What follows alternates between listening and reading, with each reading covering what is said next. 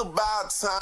What's going on? Rumor report, rumor report. This is the Rumor Report Talk to him. with Angela Yee on The Breakfast Club. So A$AP Rocky was in court yesterday and he was testifying.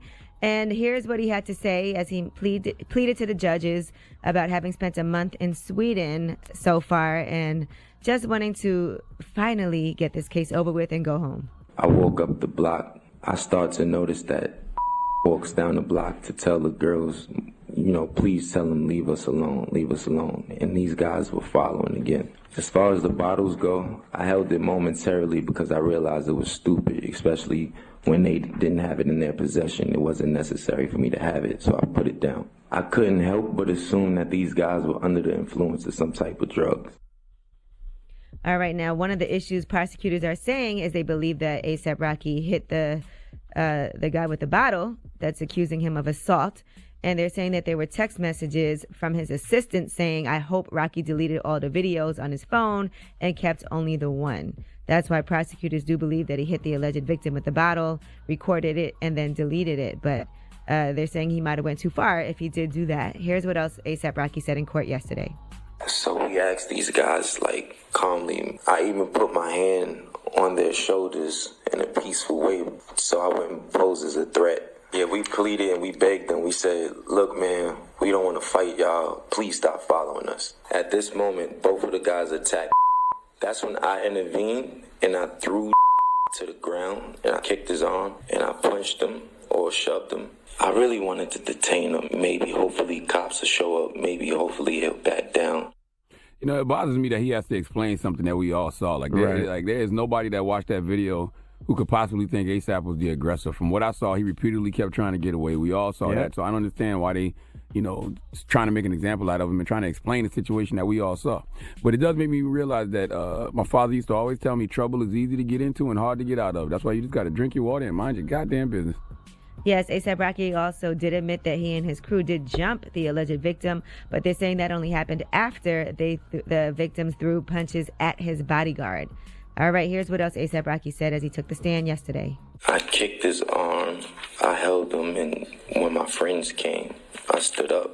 At that moment, my friends came to help, and he hit him with headphones twice. At that moment is when I stood up and I turned around. I saw friend charging at me. Here now we pushed, we shoved for a bit and pulled for a bit. Right after that, my security guard came and turned me around and walked me up the block. That's when the whole crew walked away. But he was persistent and he kept pursuing and he was like, come on, come on. I hope A$AP isn't becoming the victim of two egos, meaning the Prime Minister of Sweden is trying to prove he's not scared of Donald Trump. Right? You know what I'm saying? I hope that whoever runs Sweden isn't trying to prove he's not scared of Donald Trump. I hope this isn't he's not becoming the victim of a battle of two egos. Yeah, it's just poor timing for everything that's happened for him. And A$AP Rocky, we did see him saying, I don't want to fight. And he did try to squash the situation. And they were definitely harassing him and following him. Mm-hmm. So trouble is easy to get into and hard to get out of. Remember that on a Friday because you probably ain't going to see no judge till Monday.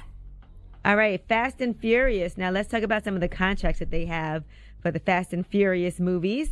They said Jason Statham, Dwayne Johnson, and Vin Diesel all have written in their contracts things that make sure that they don't look weaker than any of the other leads in the series. So they said with Jason Statham, he's negotiated an agreement that limits how badly he can be beaten up on screen. Vin Diesel has his younger sister, who is a producer on the movies, police the number of punches that he takes. And according to this paperwork, it says that The Rock makes sure that producers, editors, and fight coordinators help make sure he always gives it as good as he gets it.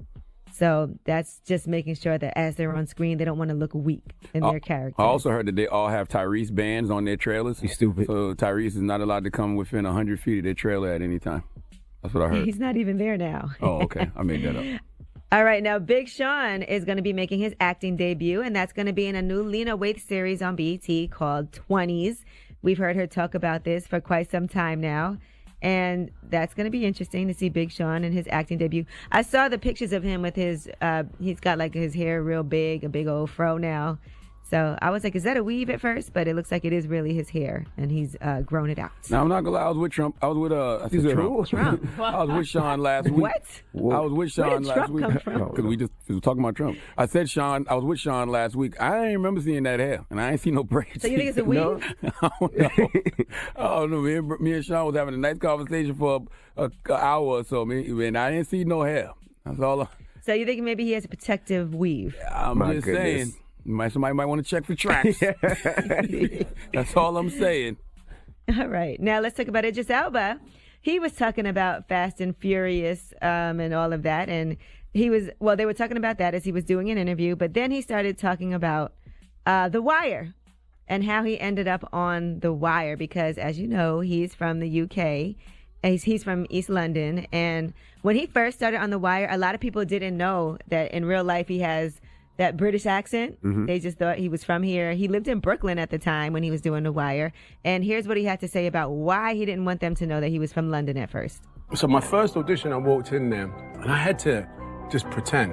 And on the fourth audition, they changed the tactics on me. And the Irishman started talking to me. He goes, hey, Idris, talk to me about your life. So where are you from? My parents told me not to lie, you know what I mean? You gotta look someone in the eye and be honest. And I said, listen, mate, I'm from London, bro. And he jumped up and went, I knew it, David, I knew it.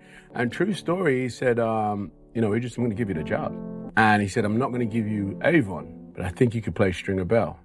Yeah, I mean, I was shocked the first time I heard him talk, too. I had no idea he was from London. I just knew him from The Wire. Actually, when I heard him speaking in the London accent, I thought that he was pretending to be from the UK.